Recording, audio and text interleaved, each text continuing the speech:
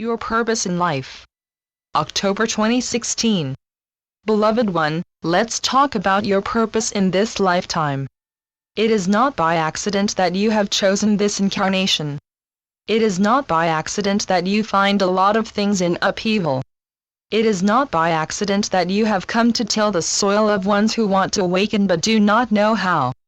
You have been in training in this lifetime, and you have brought certain characteristics from other lifetimes which help you relate to the brothers and sisters.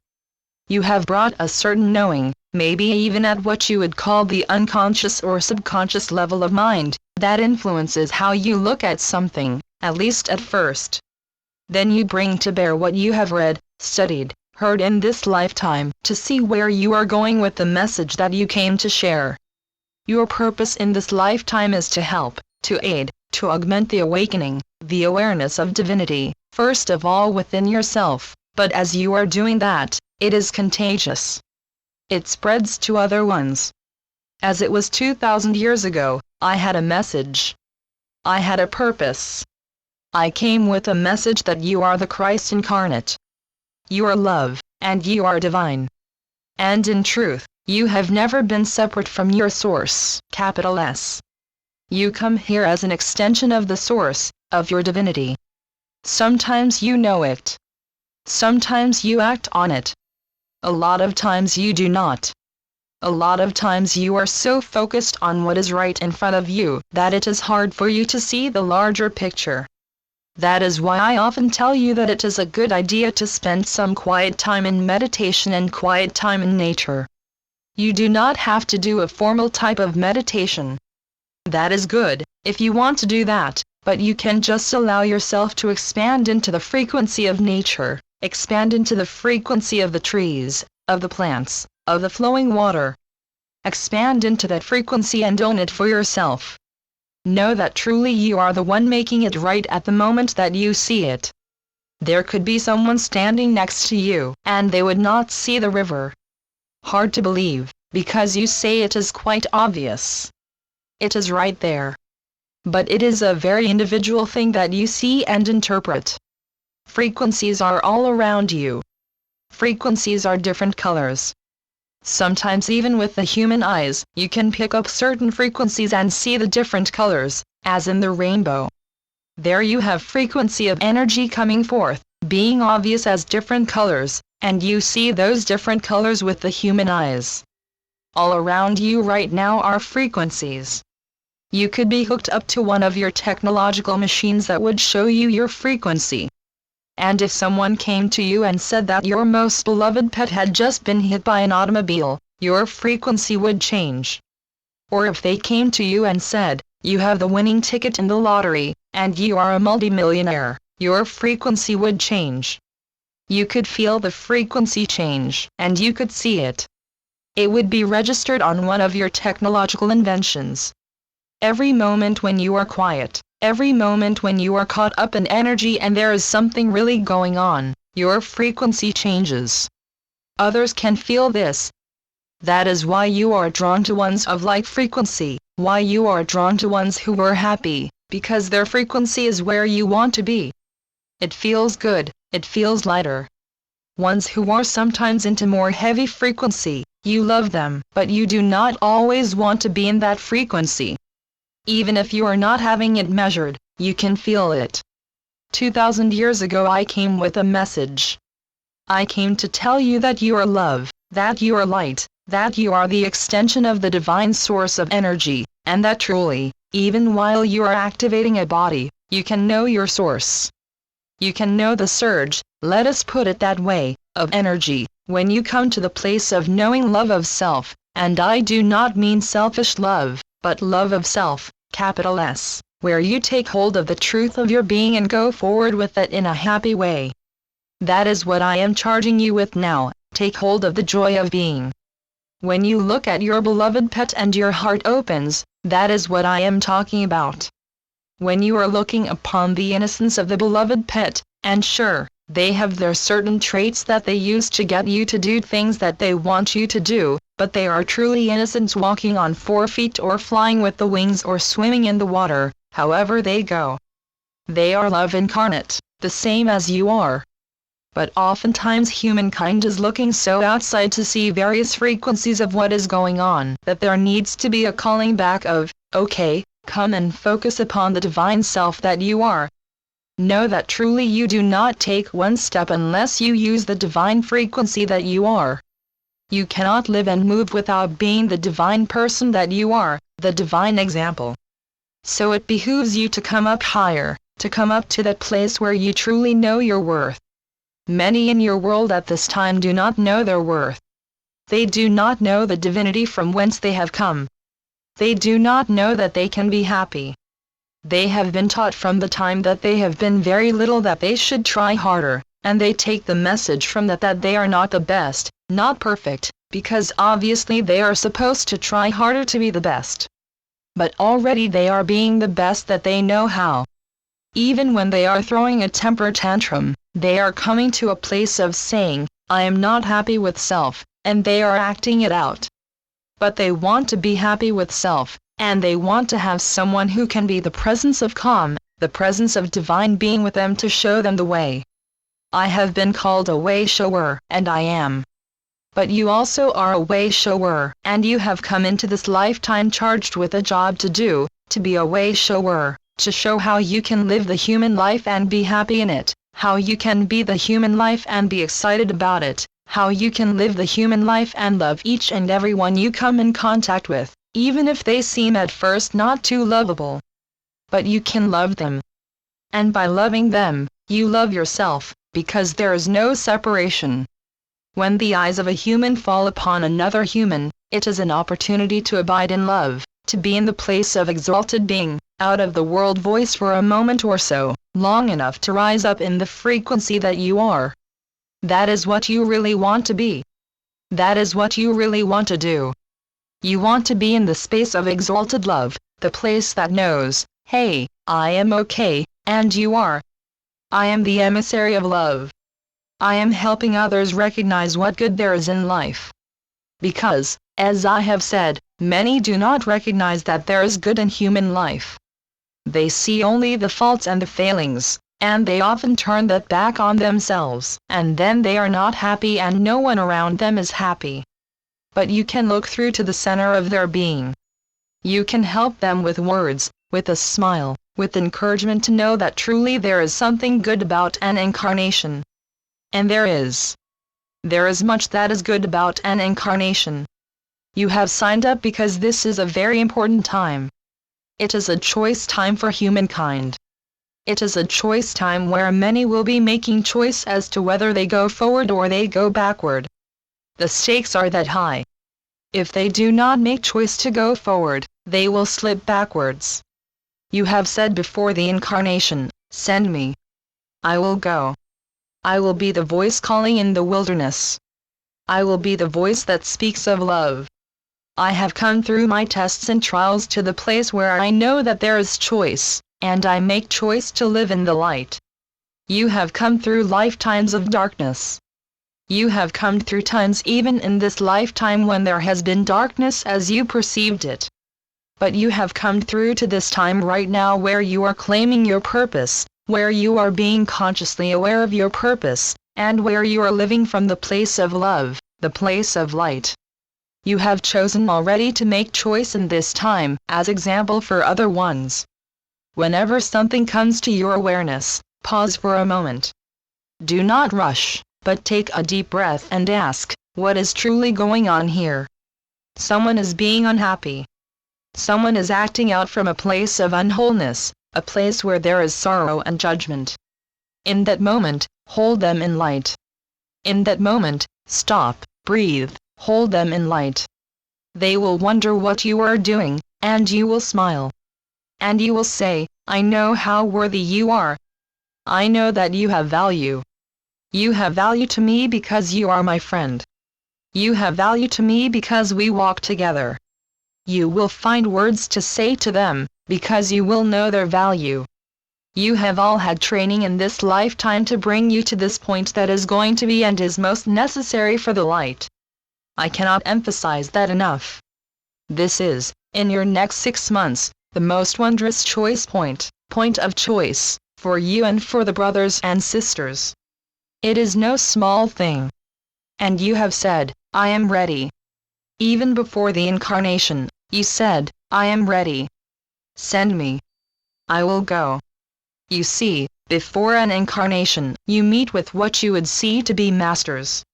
You meet with the council of ones who are of the light, and you formulate in rough outline what you are going to do in the incarnation, in the next lifetime that you have. Not all the details, because you have free choice as to details, but the overall has been chosen before you do the incarnation. The overall has already been planned, and you have said, yes, to it. You have said, I will do whatever it takes, as far as training. This can be formal training or it can be informal training, just by all the choices and the learning, in broad terms, that you do in a lifetime. And your learning, as you know, comes from various avenues, the books you read, the people you associate with, the classes you take, the experiences that you come through. That has been training. Each one is an expert in something, and many times it is more than one thing. You are an expert at seeing where another person may be hurting. You are an expert in seeing the light, even the tiniest spark of light that one himself/herself does not see, but you see it for them. It is always there. You can find it. And that is the greatest gift of all that you can give to another one, to see their light, to find the spark of light that they are, and then to mirror it back to them, however they will understand it. That is what you have signed up for, and it is no small thing.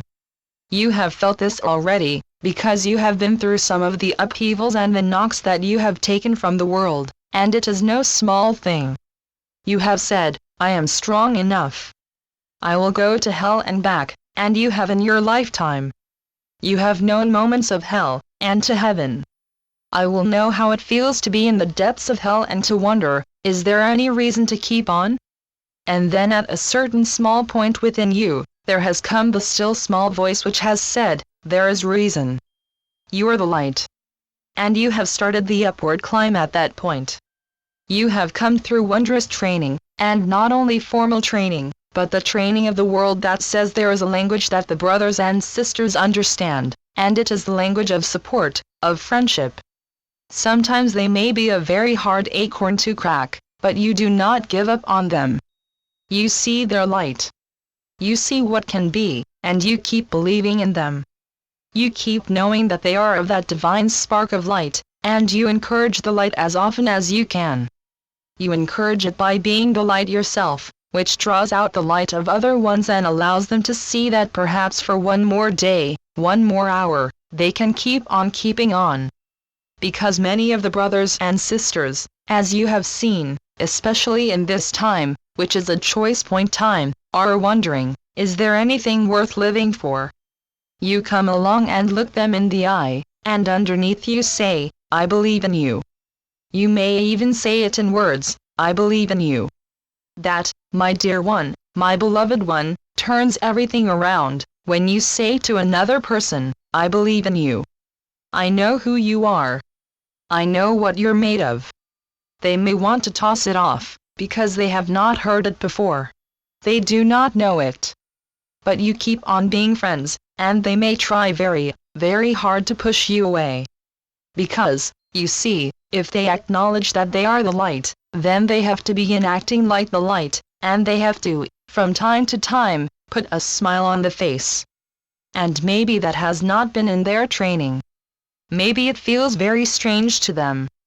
But you keep on smiling at them and keep believing in them, and you keep on being their friend, and then they say, well, if he believes in me, well, I don't really think he's wrong, but... They get to examining themselves to find a little bit of light, and you encourage them. You ask them, what makes you happy? What makes you feel that you are worth something? Well, absolutely nothing. I was told from the time that I was very little that I wasn't worth anything. Nobody knew why I was here incarnate. And you say, yes, but that was then, and this is now, and I believe in you. I know the job that you have come to do, and I know it's tough, but I believe in you, and I know you can do it. Okay, well, all right. You see, You speak to another one straight and say to them, I know you can do it. I know you're here for a reason, a very good reason. I know, however you want to put this in words, our Father does not make junk. You have heard that saying. I know it is very true. There's something about you that is worth a lot. I see it. I know it. I believe in you. Ones at that point can run, but they will come back, or they can say, well, why? And then you begin to enumerate what you see of light about them. There is truth of light about each person. There is something that you can find that you can elaborate on, you can tell them. And that can mean the difference between life and death. Death at the soul level, where they go back to sleep. The job that you agreed to before the incarnation was to go through human life so that other brothers and sisters could see you as human, because they see that you have come through the tests and the trials. Life has not been entirely easy for you. And you have come through to a place where you can believe in something good. When they see that you have come through the tests and the trials, they have opportunity for choice. You cannot make that choice for them. You would certainly like to, and I would. 2,000 years ago I would like to have been able to choose for all of the ones. But I put it out there and I said, your life is worth more than you know. What you are living is worth more than you know. You are expanding into everlasting life that is good. Not everlasting hell, but everlasting heaven. You can have it, even if you have not the golden coins, even if you have not the body that works, the legs that work, the eyes that work, you still have life, I said to them. And while there is life, you have choice, and you can choose for happiness. Even if you do not have all of the worldly goods, in fact, worldly goods sometimes get in the way, even if you do not have everything that supposedly makes you rich, you have life and you are rich, because you have life. And you can go forward, moment by moment, believing in the best of yourself. Even when you are down and it seems to be the very lowest point, there is always someone who believes in you, and you are to be that person for others. That is what you signed up for, and it is not too bad a deal, to be the light to others. You have been in darkness. You know how heavy it feels to be in darkness. You know how heavy it feels to have everything taken away from you, and yet the one thing that you cannot have taken away from you is life. You keep on living. Even if you decease the body, you keep on living. And I say unto you, for those who would do away with the body, that does not do away with consciousness, sorry. But ones who do annihilate the body find themselves to be still alive, and they also find themselves at a choice point. What am I going to do now? Because there is consciousness, there is consciousness. There is knowing. There is choice. Even if you do not have the body, you are still life.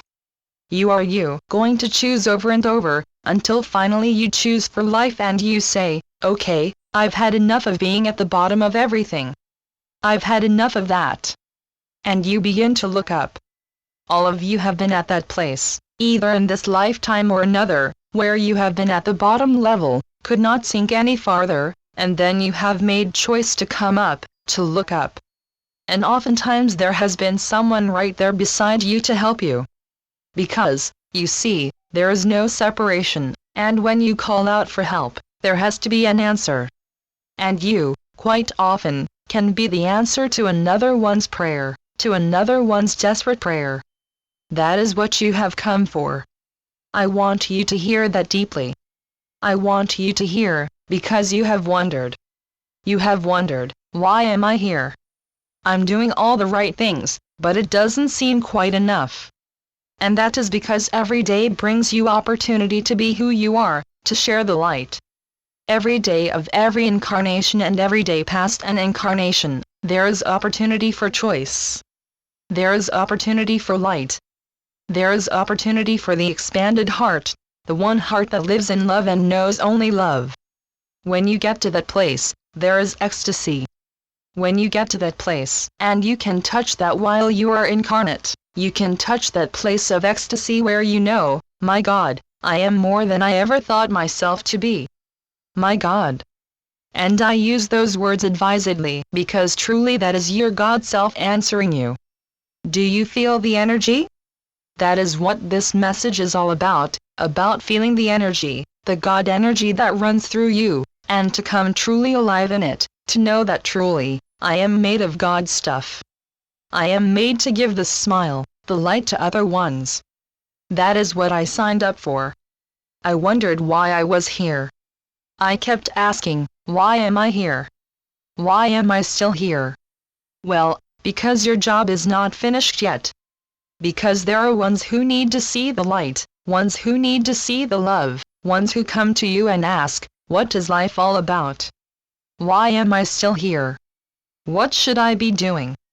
As we have said many times, there is no should, except for choice, what you choose in each moment to feel, to live, and to share.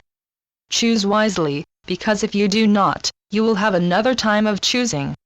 Because our Father, the God self of us, is always giving, always offering opportunity for love, for knowing and experiencing and expressing all that it is.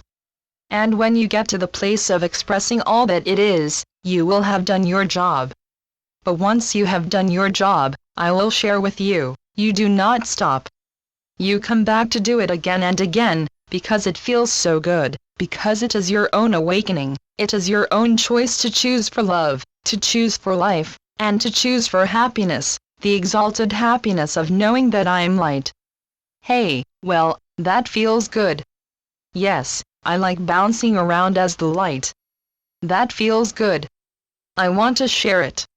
So you get really turned on by it, and all those around you either have to put on the sunshades because you are so bright, or they join you in the light. More and more brothers and sisters are going to be joining you, because this lifetime, this next 6 months is a choice time when many will be making choice, whether they will keep on with the pattern of darkness or they will choose for the light. And because you have come through experiences of darkness, you can speak to them. You can be an example to them how it feels to be light and how you know and believe in them, because you know what they are made of. In the next 6 months of your timing you are going to be very turned on, because it is most necessary. In the next 6 months, especially, you are going to see opportunity to live, to love, to be light. And what happens after 6 months? That is up to you. It has not been written. But I will join you there. Never do you walk alone. Always I walk with you. Always I whisper into your ear. I tell you a story, a joke, an easy way of looking at something. And before you know it, you are smiling, you are laughing, you are saying, okay, that's kind of a funny thought, I like that. We walk together. So be it. Yeshua ben Joseph, Jesus. Channeled through Judith Coates. www.oakbridge.org